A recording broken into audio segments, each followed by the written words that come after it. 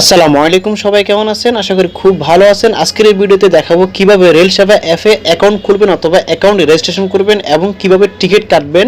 সম্পূর্ণ সিস্টেম দেখিয়ে দিব, ভিডিওটি সম্পূর্ণ দেখতে থাকুন। প্রথমে দেখাবো কিভাবে অ্যাকাউন্ট খুলবেন অথবা অ্যাকাউন্ট রেজিস্ট্রেশন করবেন, পরে দেখাবো কিভাবে টিকিট কাটবেন।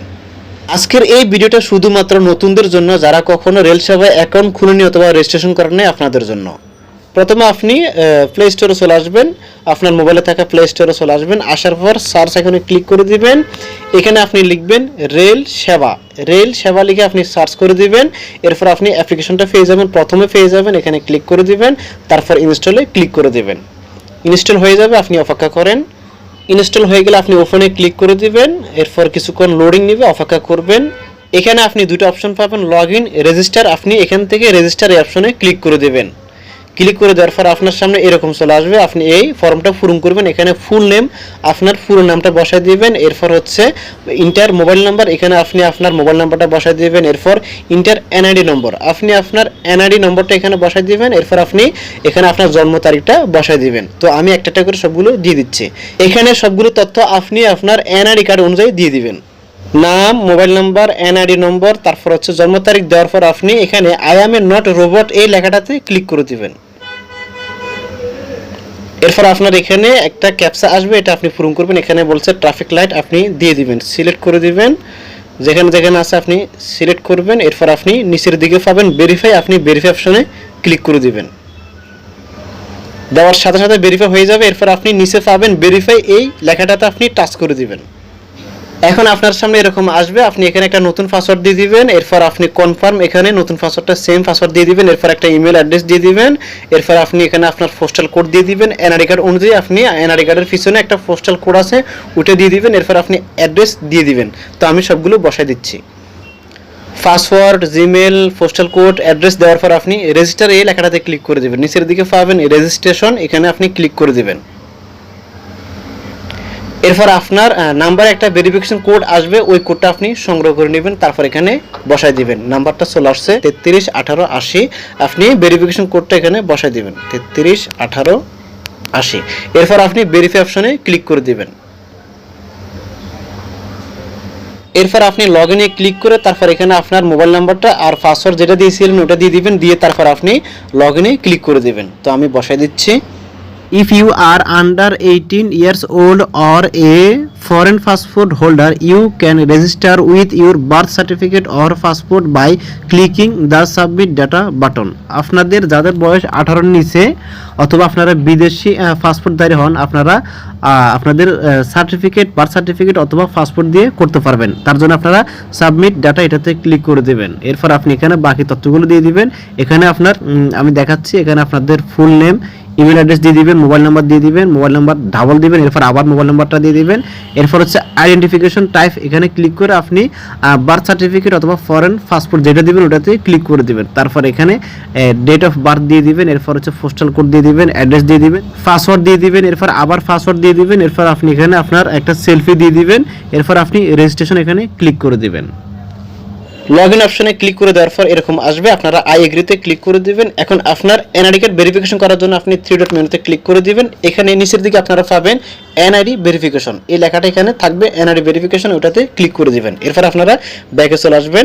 ব্যাকে আসার পর আপনারা নিচের দিকে পাবেন মাই অ্যাকাউন্ট, আপনারা এটাতে ক্লিক করে দিবেন। মাই অ্যাকাউন্টস অপশনে ক্লিক করে দেওয়ার পর আপনারা এখানে দেখতে পাবেন আইডেন্টিফিকেশন নাম্বার, এখানে আপনারা ভেরিফাইড লেখাটা পেয়ে যাবেন। যদি ভেরিফাইড লেখা আসে তাহলে বুঝবেন ভেরিফাই হয়ে গেছে। এখন দেখাবো কিভাবে টিকিট কাটবেন। আপনারা নিচের দিকে পাবেন বাই টিকিটস, আপনারা এখানে ক্লিক করে দিবেন। বাই টিকিটস লেখাটাতে ক্লিক করে দিবেন। এরপর উপরের দিকে পাবেন ফ্রম, এরপর পাবেন টু।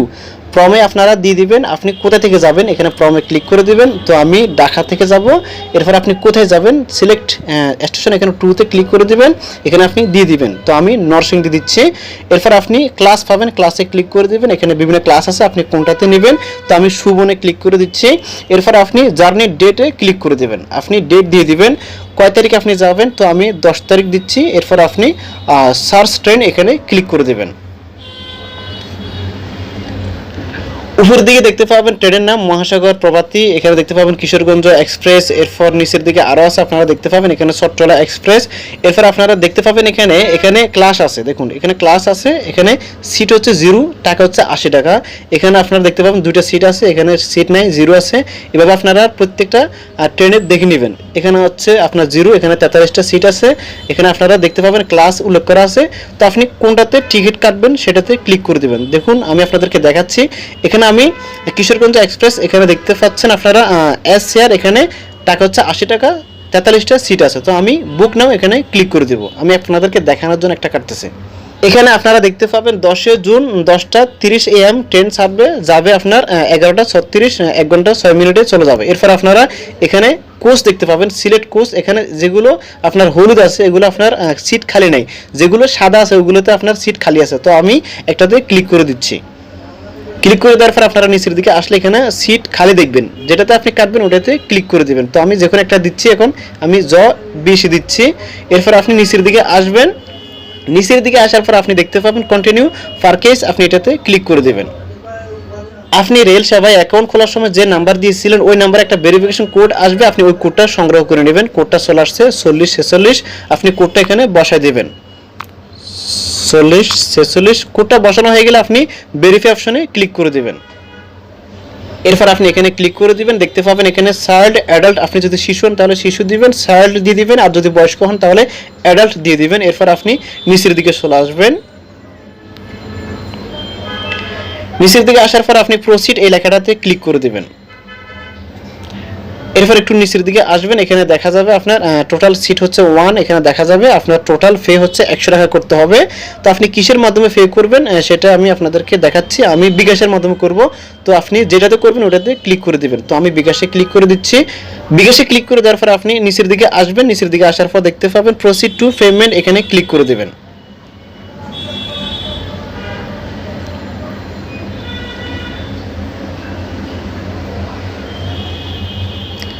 কিছুক্ষণ অপেক্ষা করবেন, একটু লোডিং নেবে, কিছুক্ষণ অপেক্ষা করতে হবে, লোডিং নেবে। এরপর আপনি আপনার বিকাশ নাম্বারটা এখানে বসাই দিবেন।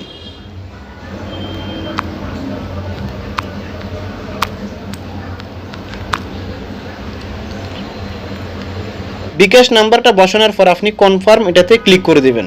এরপর আপনার নাম্বার একটা ভেরিফিকেশন কোড আসবে, ওই কোডটা আপনি এখানে বসাই দিবেন।